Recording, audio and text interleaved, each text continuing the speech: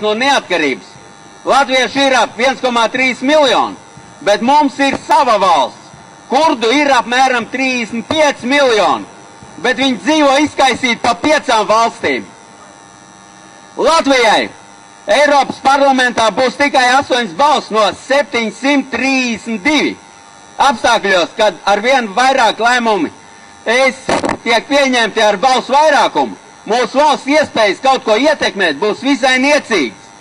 Ar balsu vairākumu var tikt pieņemt Latvijai ārkārtīgi neizdevīgi lēmumi, bet izstāšanās no Eiropas Savienības saskaņā ar jauno Eiropas Savienības konstitūcijas projektu būs dārgs un sarežģīts birokrātisks process vairāku gadu garumā. Pēc pievienošanās Eiropas Savienībai 75% no muitas, kas iekasēt uz Latvijas robežas, būs jāatdod Savienības budžetam. Iestāšanās Eiropas Savienībā nozīmē atteikšanos no nacionālās valūtas latā. Starp citu, Latvijas zilās pases tiks nomainīts pret Eiropas Savienību vienotā parauga sarkanajām pasēm. Latvijas koprodukts IKP ir 5200 miljonu latu gadā. Solītā ES palīdzība pēc Latvijas dalības maksas atskaitīšanas tikai 102 līdz 142 miljonu latu gadā. Mūsu valsts IKP pieaug par 300 miljoniem latu gadā, un dalība ES samazinās IKP pieaugumu par vismaz 150 miljonu latu gadā.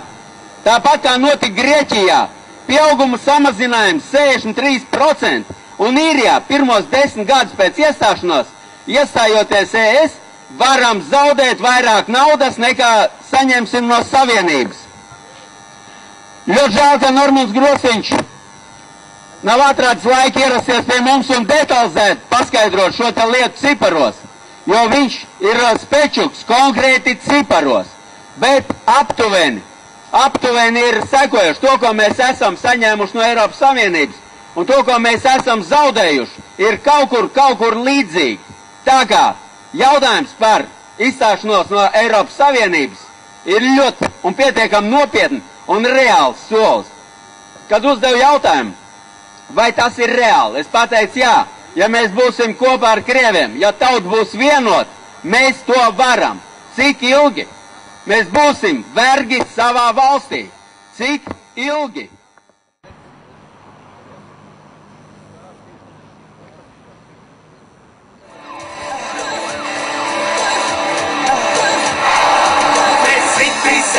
Sots maņus ar vien, pēc tam tos labdīgs veselos ar vien.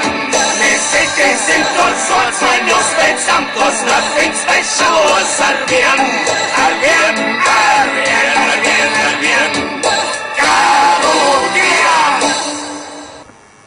Nu, mēs te esam diezgan daudz runājuši un tā. Varbūt kāds no klātesošiem grib kaut ko pateikt, savu viedokli, vienalga krievu latviešu valodā. Uz priekšu, nu kas ir? Да, товарищ, зажигай.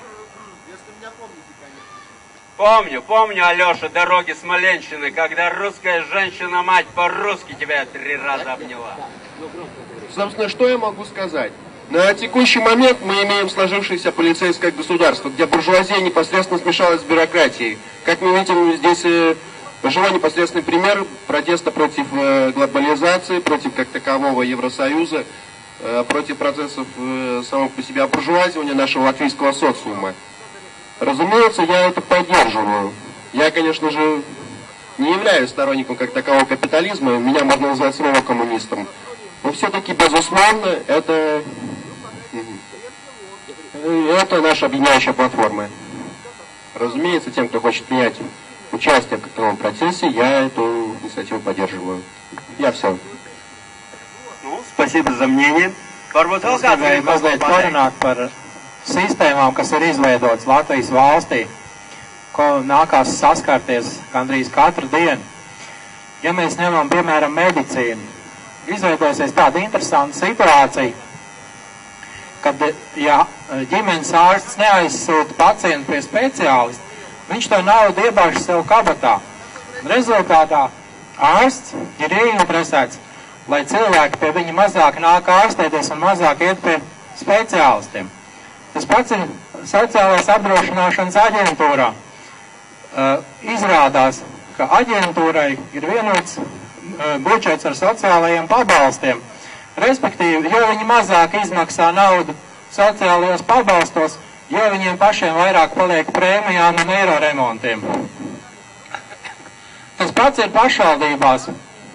Sociālās palīdzības dienestam ir vienots budžets ar simtlatniekiem, maznodrošinātiem trūcīgiem, un tas, kas paliek pāri, viņiem sev pieņem papildus darbiniekus, un tad viņi trīc un dreb, lai neatnāk kāds un vēl nepaprasa pabalstu, jo tad viņiem kāds būs jāatlaiž. Nu, un šā brīnišķīgā sistēma ir izveidojusi mūsu Saeima. 100 cilvēki, kas neko nesaprot no likumdošanas, biznesmeņi,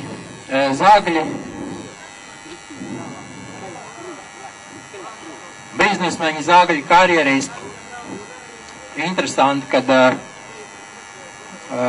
ļoti daudz ārstu ir Saeimā, un tieši medicīnā ir visatžgārnākā situācija.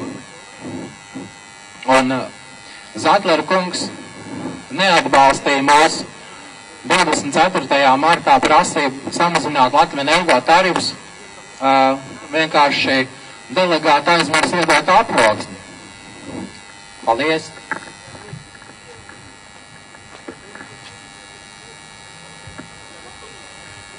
Pēc kāda brīža mēs rīkosim gājienu, aicinām visus piedalīties.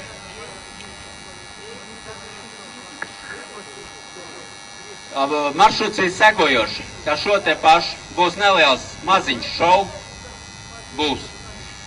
Un mēs ejam lejā, tālāk perpendikulāri uz Brīvības pieminekli gar tikai pa trotuāru, apējam apkārt līdz stacijas laukumam un atnākam šeit.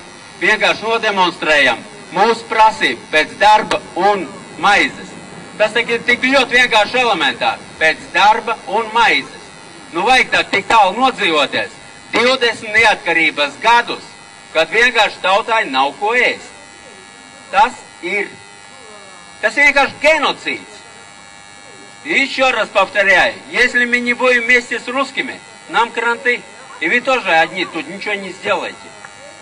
Это реальность. Grib kaut ko pateikt?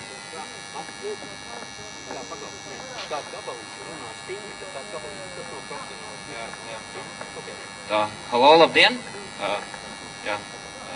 Līdz gājienam kādas dažas minūtes, un es atļaušos bilst, izteikt savu viedokli. Esmu vidusmēra jaunietis Latvijā, un būtībā tā, lietas, kuras es atrodoties šeit dzirdēju, kurām piekrīt. Tā viena tā, ka nevajadzētu iestāties, būtībā izstāties no Eiropas Savienības, būtībā tas ir viens. Tas, ka būt kopā ar krieviem vai ar kādu vēl, nav būtisks jautājums, kas tas ir par cilvēku, kā vien tajā, lai tas būtu Latvijas teritorijas mērogā. Jo ik vienu cilvēku, kurš atrodas Latvijas teritorijā, interesē, kāda likuma ir tieši Latvijā, nevis varbūt Eiropā. Tas būtu tā. Kas vēl? Tiku dzirdējis, ka cilvēki brauc prom, daudz kas ir slikti, ir daudz cilvēku, kas ņem kukuļus, kā saka, bet, ļoti saraustīti man runa būs. Bet es gribētu minēt vienu lietu cilvēkiem, kuri grasās braukt prom. Tas, lai viņi salīdzina nevis, teiksim, ekonomisko līmeni, kāda iespēja ir pelnīt. Jā, kāda iespēja ir pelnīt ārzemēs, bet, piemēram, kāds ir kultūras līmenis, kāds ir dabas līmenis, jā, kā saukšu kolēģis minēja, teiksim, kāda tā ekonomiskā vide, vai ne? Teiksim, kāda ir likuma Eiropas Savienības robežās, kā tas atsaucās uz lauksaimniecību, bija situācijas par Norvēģiju minēts. Piemēram, tas, ka tautā runā, ka Eiropas Savienībā nav slieku. Kāpēc? Tāpēc, ka tur dominē ķīmija. Kas notiks, ja vidējais latvietis salīdzinoši, jau tomēr veselīgais, salīdzinoši ar Eiropas iedzīvotāju, kāda veselība ir mums, kas notiks ar mūsu veselību un tam līdzīgi. Spilgts piemērs ir, kas ir Amerikā, bet Amerikā ir viena vesela robeža. Un šī robeža Eiropā ir Eiropas